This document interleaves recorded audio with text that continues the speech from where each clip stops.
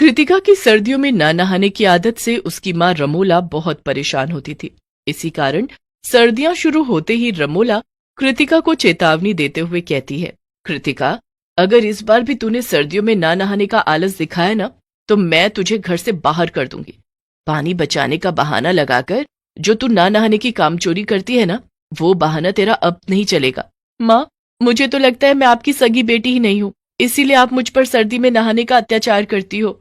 भला कौन सी माँ है जो अपनी बेटी को इतनी ठंड में नहाने के लिए कहेगी? अभी एक चांटा पड़ेगा ना तो तेरी सारी अकल ठिकाने पर आ जाएगी। ठंड में ना नहाने का अंतर 1-2 दिन का होता है, महीने भर का नहीं। अच्छा, अब बस भी करो माँ, अभी सर्दियां आई नहीं है, जब आएंगी तब कहना।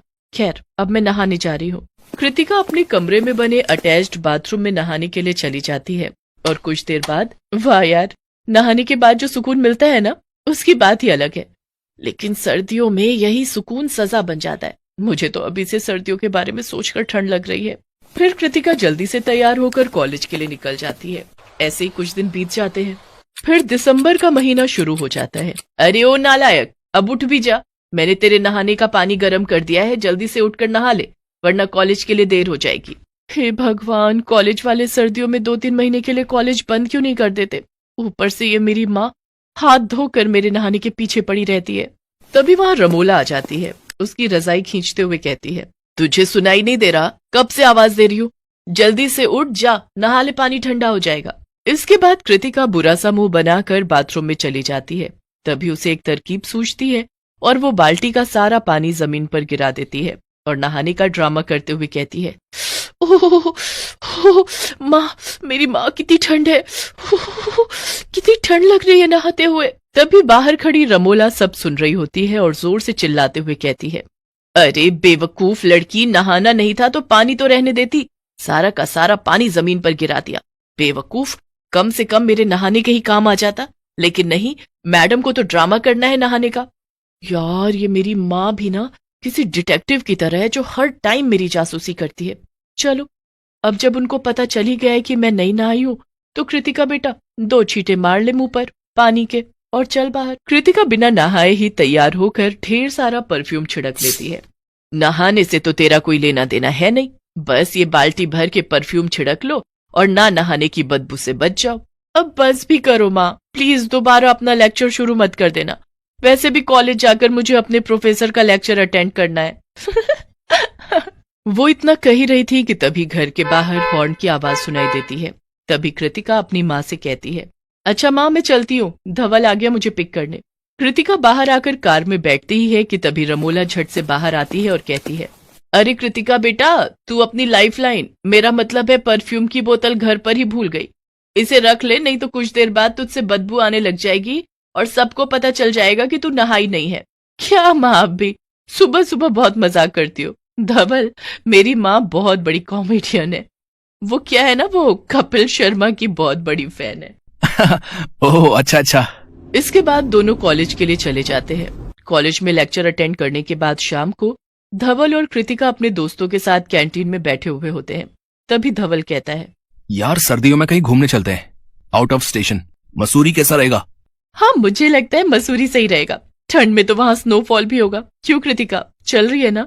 यार, यहाँ तो मैं ठंड की वजह से महीनों महीनों नहीं नहाती और ये लोग मुझे इतनी सर्दियों में बर्फ में ले जाना चाहते हैं। वहां तो मेरी कुल्फी जम जाएगी। अरे कृतिका, कितना सोच रही हो? अब ये सब सोचना वोचना बंद करो और चुपचाप हाँ कर दो।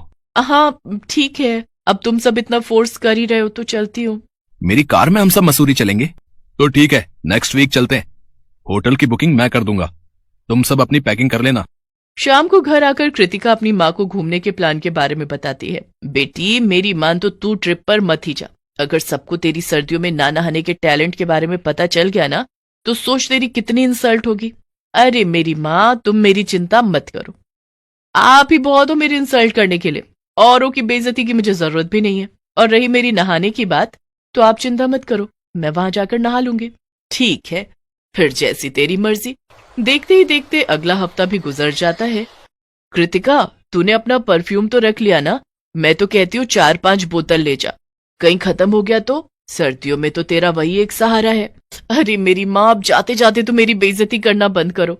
और हाँ, मेरे फ्रेंड्स आने वाले हैं तो उनके सामने अपना मुंह बंद रखना। तभी कुछ ही देर में धवल, मोहित और रोशनी के साथ कार लेकर कृतिका के घर के बाहर आ जाता है। कृतिका उसमें बैठी रही होती है कि तभी रमोला उससे कहती है, अच्छा कृतिका सुन, उफ, अब मेरी माँ ना जाने मेरे दोस्तों के सामने मेरी क्या इंसल्ट कर देगी। हाँ माँ, अपना ध्यान रखना। जी जरूर, बाय। 6 घंटे दिल्ली से मसूरी तक का सफर तय करके वो बर्फीला नाम के होटल में पहुंच जाते हैं, जहां एक कमरे में कृतिका रोशनी के साथ ठहरती है तो वहीं दूसरे कमरे में मोहित और धवल रुकते हैं और वहां पर एक दूसरे के ऊपर बर्फ के गोले बनाकर फेंकते हैं। बर्फीले पहाड़ों के बीच सेल्फी खींचते हैं और खूब मस्ती करते हैं और खाना पीना खाकर सो जाते हैं। कृतिका जल्दी से उठ जा यार और नहा ले, हमें 10 बजे नई जगह घूमने जाना है। नींद में खोई हुई कृतिका बड़बड़ाते हुए कहती है, अरे रोशनी तू पागल है क्या? इतनी ठंड में कौन नहाता है? अभी 10 दिन पहले ही तो मैं नहाई थी। क्या तू सच में 10 दिन पहले नहाई थी और तब से नहीं नहाई क्या? तभी कृतिका एकदम से नींद से जागती है और कहती है, अरे पागल है क्या? किसने बोल दिया तुझे ठंड हो या गर्मी? मैं तो डेली नहाती हूँ।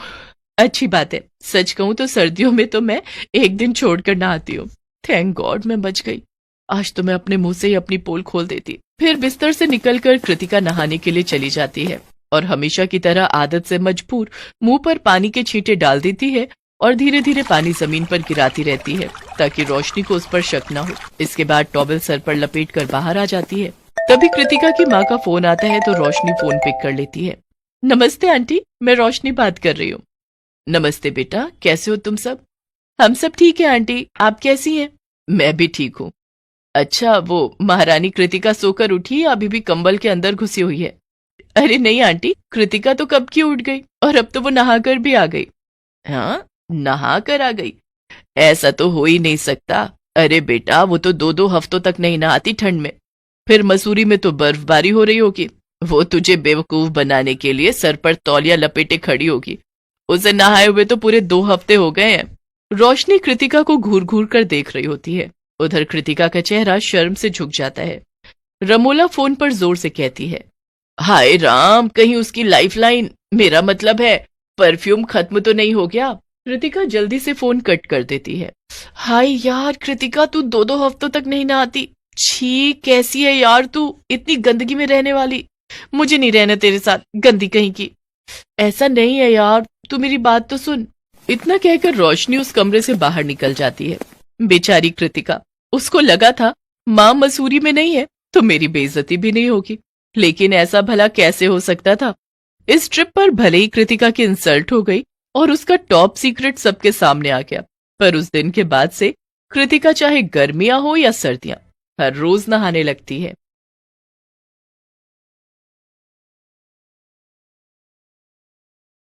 गौतम की शादी रश्मि के साथ हुई थी। आज उनकी फर्स्ट नाइट थी। फूलों से सजे बिस्तर पर बैठी रश्मि बहुत ही खूबसूरत लग रही थी। गौतम उसके पास गया और उसके बिस्तर पर बैठ गया और उसके हाथों को अपने हाथों में थाम लिया। गौतम ने जैसे ही ये किया, रश्मि ने अपना हाथ खींच लिया। गौतम ने फिर से उसका हाथ पकड़ा और उसे गले से लगाने की कोशिश की तो रश्मि अपना सिर नीचे झुकाकर बैठ गई। ओहो, शर्मा गई। लेकिन तुम्हारी इस अदा ने मुझे और भी दीवाना बना दिया रश्मि। चलो अब शर्माना छोड़ो और मेरी बाहों में आ जाओ और भूल जाओ सब कुछ। जी वो। अरे क्या हुआ, खुलकर बोलो जो बोलना है। गौतम के अनुरोध पर रश्मि ने जो कहा वो उसे बहुत अटपटा लगा। ये कैसी मन्नत मांगी है तुमने? सुहाग रात का इंतजार तो सबको होता है। जी होता तो है, लेकिन मैंने शादी के पहले ही आपकी लंबी उम्र और हम दोनों का प्रेम खूब बढ़े, इसके लिए ये मन्नत मांगी थी। और मन्नत मांगते वक्त ये कहा था कि शादी के 1 महीने बाद ही मैं अपने पति के साथ खुलकर प्रेम करूंगी। 1 महीने तक हम रहेंगे तो इसी कमरे में, लेकिन एक दूसरे को स्पर्श नहीं करेंगे। हाँ चलो, अब तुमने मन्नत मांगी है और वो भी मेरी लंबी उम्र और आपस के प्रेम के लिए, तो मैं तुम्हारी बात का मान रखूंगा। दोनों की शादी को 3 दिन हो गए थे। गौतम कैलेंडर में दिन ही गिन रहा था। एक सुबह जब गौतम शेविंग कर रहा था तभी दरवाजे पर दस्तक हुई। रश्मि, रश्मि, दूध वाला होगा, जरा दूध ले लो। रश्मि ने दरवाजा खोला। दरवाजे पर दूध वाला ही था। रश्मि ने दूध का बर्तन दूध वाले के आगे इस तरह रखा कि उसका हाथ दूध वाले के हाथ से सट गया। दूध वाले ने अपना हाथ हटाना चाहा तो रश्मि ने जानबूझकर उसके हाथ से अपना हाथ रगड़ना शुरू कर दिया। अरे मालकिन, ये क्या कर रही हैं? 3 दिन पहले ही तो इनकी शादी हुई है। क्या हुआ भैया, क्या सोचने लगे? कुछ नहीं मालकिन। ये कहकर वो हड़बड़ाकर वहां से जाने लगा तो रश्मि ने उसे देखकर अपनी एक आंख दबा दी। रश्मि की इस हरकत से उसे जोर का झटका लगा और वो पूरे रास्ते यही सोचता गया कि गौतम जी की शादी गलत लड़की से हो गई है। बताओ, 2 दिन हुए शादी को और वो पराये मर्द को न सिर्फ छू रही है बल्कि आंख भी मार रही है। छी छी छी छी, घोर कलयुग आ गया है। एक दिन जब गौतम ऑफिस गया हुआ था तो कपड़े लेने के लिए धोबी उनके घर आया। मालकिन, आपने कपड़े निकाल कर रखे हैं ना? कपड़े निकाल कर? रश्मि ने ये बात इस अंदाज में कही कि धोबी रमनलाल झेप गया। धोबी जब कपड़े लेकर जाने लगा तो रश्मि ने उसे देखकर भी आंख मार दी। रमनलाल के जहन में भी वही सब चलने लगा जो दूध वाले पंकज के जहन में चल रहा था। रश्मि का ये बर्ताव धीरे धीरे मोहल्ले वालों के बीच चर्चा का विषय बन गया था। एक दिन जब गौतम ऑफिस से घर लौटा तो सोसाइटी के गेट पर खड़े गार्ड ने उससे कहा, राम राम साहब। राम राम भाई, राम राम। जी साहब, वो मुझे आपसे कुछ कहना था। तुम्हें फिर से पैसा चाहिए? अरे नहीं साहब, वो कुछ और बात है। उसके बाद गार्ड ने गौतम से जो कहा उसे सुनकर गौतम का पारा 7वें आसमान पर पहुंच गया। तुम पागल तो नहीं हो गए या होश खो दिए अपने? तुझे पता भी है तुम मेरी पत्नी के बारे में क्या कह रहे हो? साहब, मैं झूठ नहीं बोल रहा हूँ। आप जब ऑफिस चले जाते हैं तो मेम साहब हर दिन मुझे बुलाती हैं। कभी मेरा हाथ पकड़ती हैं और कभी आंख मारती हैं। देखो, तुम बर्दाश्त की सीमा मत लांघो, नहीं तो तुम्हारी शिकायत मैं सोसाइटी में कर दूंगा। तुम्हारी नौकरी चली जाएगी। ये कहकर गौतम वहां से निकल गया। लेकिन कुछ दिनों बाद जब दूध वाले और धोबी ने यही बात गौतम से कही तो वो सोचने पर मजबूर हो गया। ये सब लोग रश्मि के बारे में ऐसी बातें क्यों कर रहे हैं? मुझे तो कहा कि उसने मन्नत मांगी है, मुझे छूने तक से मना कर दिया और गैर मर्दों को वो आंखें मार रही है। मेरी गैर हाजिरी में उन्हें घर बुला रही है। नहीं नहीं, ऐसा नहीं हो सकता है। लोग झूठ बोल रहे हैं, लेकिन सभी लोग झूठ क्यों बोलेंगे? क्या करूं मैं? रश्मि से बात करूं क्या? नहीं नहीं नहीं नहीं, उसे बुरा लग गया तो गौतम रश्मि से प्यार करता था, इसलिए उसने लोगों की बातों पर कोई ध्यान नहीं दिया। लेकिन एक बात जो उसने महसूस की वो ये थी कि रश्मि किसी से घंटों फोन पर बातें करती रहती है। एक बार जब उसने उससे पूछा कि वो किससे बातें कर रही थी तो उसने कहा, यहाँ पर फोन पर बात करने में भी कोई पाबंदी है क्या? पाबंदी? नहीं तो कोई पाबंदी नहीं है। मैं अपनी दोस्त से बातें कर रही हूँ, शर्मिला नाम है उसका। हम बेस्ट फ्रेंड हैं, लेकिन मेरी शादी हो गई यहाँ दिल्ली में और वो शादी करके दुबई चली गई। अब हमारा मिलना जुलना ज्यादा संभव तो है नहीं, इसलिए हम फोन पर ही बातें करते हैं। आपको यकीन नहीं हो रहा है तो ये लीजिए फोन और मेरी दोस्त से बात करिए। ये कहकर रश्मि ने मोबाइल गौतम की ओर बढ़ा दिया। गौतम ने अपना सिर झुकाकर रश्मि की बात मान ली। वो मन ही मन बहुत दुखी भी हुआ कि उसने अपनी पत्नी पर शक किया। क्या हो गया है मुझे? मैं अपनी पत्नी पर शक कर रहा हूँ, उस पत्नी पर जिस बेचारी ने मेरी लंबी उम्र के लिए मन्नत मांगी है। मैं बहुत ही बुरा आदमी हूँ यार, बहुत बुरा। वो बेचारी अपना सब कुछ छोड़कर मेरे पास आई और मैं उसके साथ ऐसा बर्ताव कर रहा हूँ, शक कर रहा हूँ उस पर। उसने अपनी पत्नी से माफी मांगी। एक रात की बात है, गौतम गहरी नींद में था, तभी रश्मि बिस्तर से उठी और दूसरे कमरे में जाकर फोन पर बातें करने लगी। निरंजन, मैं अपनी हरकतों से पूरी कोशिश कर रही हूँ कि मेरा पति गौतम मुझे छोड़ दे, लेकिन वो तो जोंक की तरह चिपक गया है मुझसे। देखो निरंजन, मैं तुम्हारे बिना जी नहीं सकती। कोई उपाय करो और मुझे इस नरक से निकालो। मुझे नहीं रहना है गौतम के साथ, एक दिन भी नहीं, एक पल भी नहीं। रश्मि को ये बात पता नहीं थी कि उस दिन उसकी सारी बातें गौतम ने सुन ली हैं। जब वो अपनी बात खत्म करके बिस्तर पर पहुंची तो गौतम जगा हुआ था। अरे, आप सोई नहीं है? सो ही तो रहा था रश्मि आज तक, तभी तो मुझे कुछ पता नहीं चल रहा था। ये आप क्या कह रहे हैं? क्या पता नहीं चल रहा था? यही कि मैं तुमसे जोक की तरह चिपक गया हूँ। तुम यहाँ नर्क में रह रही हो। ये सब आप क्या कह रहे हैं? मेरी कुछ समझ में नहीं आ रहा है। रश्मि, अब तो सच बोल दो, ये निरंजन कौन है जिससे तुम आधी रात को बातें कर रही थी? सच सच बोल दो रश्मि, मैं तुम्हें कुछ नहीं कहूंगा। गौतम की बात सुनकर रश्मि रोने लगी और रोते रोते उसने गौतम से कहा, निरंजन और मैं साथ ही पढ़ते थे। हम दोनों एक दूसरे से बहुत प्यार करते थे और शादी भी करना चाहते थे, लेकिन क्या? मैंने ये बात अपने पेरेंट्स को बताई तो वो उखड़ गए और बिरादरी के बाहर शादी करने से साफ साफ मना कर दिया। रश्मि और निरंजन के प्रेम के बारे में जानकर रश्मि को उसके माँ बाप ने घर में ही नजरबंद कर दिया और अपनी बिरादरी में लड़का देखने लगे। फिर जबरदस्ती उसकी शादी गौतम से करा दी गई। शादी के बाद सुहाग रात को मैंने तुमसे झूठ बोला था कि मैंने कोई मन्नत मांगी है। मैं चाहती थी कि तुम मुझसे दूर रहो, यही नहीं, मैं ये भी चाहती थी कि तुम मुझे घर से निकाल दो। इसलिए मैं दूध वाले, धोबी और वॉचमैन के साथ वैसी हरकतें करने लगी। रश्मि, तुम्हें मुझसे पहले ही ये सच्चाई बता देनी चाहिए थी।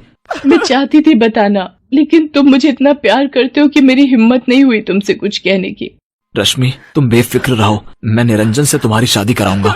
रश्मि तो यही चाहती थी, लेकिन अगले दिन रश्मि के साथ एक ऐसा हादसा हुआ कि सब कुछ बदल गया। उस दिन रश्मि निरंजन को फोन करके ये खुशखबरी दे रही थी, तभी उसके घर का झूमर खुलकर उसके ऊपर गिर पड़ा। रश्मि लहूलुहान हो गई। गौतम ने रश्मि की ये हालत देखी तो वो उसे लेकर अस्पताल पहुंचा। आपकी पत्नी को बहुत गहरी चोट आई है, इन्हें तुरंत आईसीयू में एडमिट करना होगा। रश्मि का खून बहुत बह गया था, इसलिए डॉक्टरों को उसे ब्लड चढ़ाना पड़ा। ब्लड गौतम नहीं दिया था। पूरे 1 महीने रश्मि अस्पताल में रही। इस बीच गौतम ने किसी बच्चे की तरह उसका ध्यान रखा, उसे टाइम पर दवा देना, खिलाना पिलाना, जब तक वो सो नहीं जाती उसके सिरहाने बैठे रहना। 1 महीने बाद जब वो पूरी तरह ठीक होकर घर आ गई तो रश्मि, अब तुम पूरी तरह से ठीक हो गई हो, लेकिन तुम थोड़े दिन और आराम कर लो। उसके बाद तुम्हें जब भी निरंजन के पास जाना होगा प्लीज मुझे बोल देना, मैं तुम्हें छोड़ दूंगा। गौतम की बातों को सुनकर रश्मि की आंखें भर आई। गौतम, मुझे छोड़ दोगे किसी गैर मर्द के पास? गैर? निरंजन से तो तुम प्यार करती हो। प्यार करती थी, वो मेरा पास्ट है और तुम मेरा प्रेजेंट हो। 7 फेरे लिए हैं मैंने तुम्हारे साथ। मैं मानती हूँ कि मुझसे गलतियां हुई हैं, लेकिन मैं दावे के साथ कह सकती हूँ कि तुमसे ज्यादा प्यार मुझे कोई नहीं कर सकता गौतम, कोई नहीं। I love you Gautam, I really love you. मेरी गलतियों के लिए मुझे माफ कर दो और मेरे गले लग जाओ। गौतम रश्मि से बहुत प्यार करता था। जो प्यार करते हैं वो दूसरे की गलती को दिल से नहीं लगाते, बल्कि माफ कर देते हैं। गौतम ने रश्मि को माफ कर दिया और दोनों ने नए सिरे से अपना जीवन शुरू किया।